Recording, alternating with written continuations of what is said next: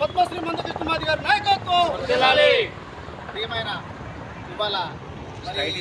MRPS 1994 July 7వ తారీఖున ఆవిర్భవించిన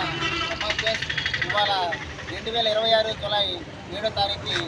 32 సంవత్సరాలు మరి పూర్తి చేసుకోవడం జరుగుతూ ఉంది. 32 సంవత్సరాలు అడుగు మరి అప్పటి నుండి ఇప్పటి వరకు ఎంఆర్పిఎస్ అనేకమైన ఉద్యమాలు చేస్తూ మరి ఎంఆర్పిఎస్ అసలు మాదిగా అంటే ఏంటనేది మరి కులం పేరు చెప్పుకోలేదు భయపడే స్థితిలో ఉన్న క్యాండిడేట్ని తీసుకొచ్చి ఇవాళ ఢిల్లీ నుంచి ఢిల్లీ దాకా పేరు తీసుకొచ్చినటువంటి మానశ్రీ మందాకృష్ణమాది గారి బర్త్డే కూడా ఈరోజే కాబట్టి చాలా మరి ఎక్కడికక్కడికి రంగరంగ వైభవంగా ఎక్కడ చూసినా ప్రతి పల్లెల్లో కూడా జెండావిష్కరణ కార్యక్రమాలు జరుగుతూ ఉన్నాయి. మరి మనం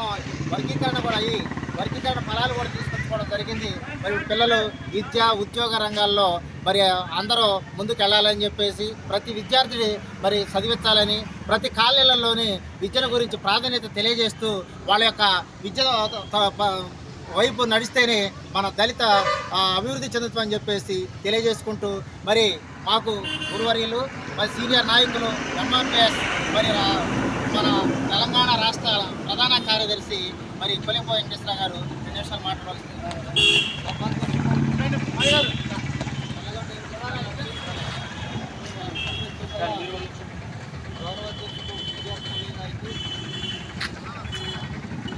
జిల్లా నాయకులు కోట ప్రసాద్ గారికి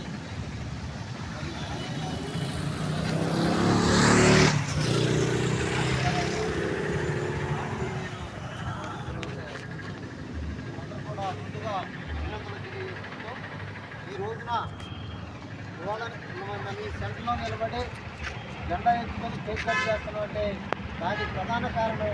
మందాకృష్ణమాది గారు సందర్భంగా మనం ఈ రోజున ఎవరు కూడా ఇవాళ మనకి ఇంత కరోనాన్ని చెప్పుకోవడానికి అవకాశం కల్పించిన మందాకృష్ణమాది గారు పుట్టినరోజు కూడా శుభాకాంక్షలు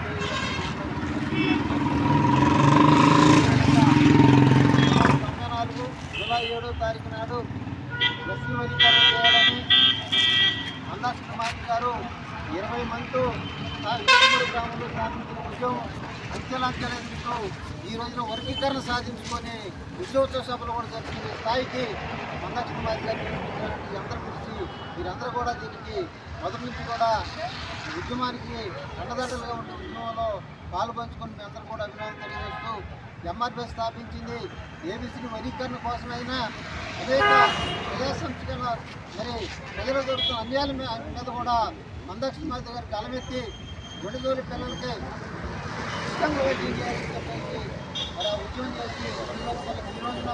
ఆరోగ్యశ్రీ రావడానికి కూడా ప్రధాన కార్యక్రమం ఇవాళ పెన్షన్ 200 300 ఇస్తుంటే 300 కాదు ₹1000 ఇవ్వాలా 2000 ఇవ్వాలని చెప్పేసి మందాకృష్ణమాది గారు ఆ రోజు పోరాట ఫలితంగా ఇవాళ వృద్ధుల వితంతులకి ₹2000 వికలాంగులకి ₹4000 పెంచే కాడ కూడా మందాకృష్ణమాది గారు జరిగింది. అదేవిధంగా మరి ప్రతి సామాన్య మానవుడు కూడా 4 కేజీలు కోటా బియ్యం ఇస్తుంటే సరిపోవు, మీకు 8 కేజీలు ఇవ్వాలని చెప్పేసి ఆకలి పాకల పాదయాత్రలో మొదలుపెట్టి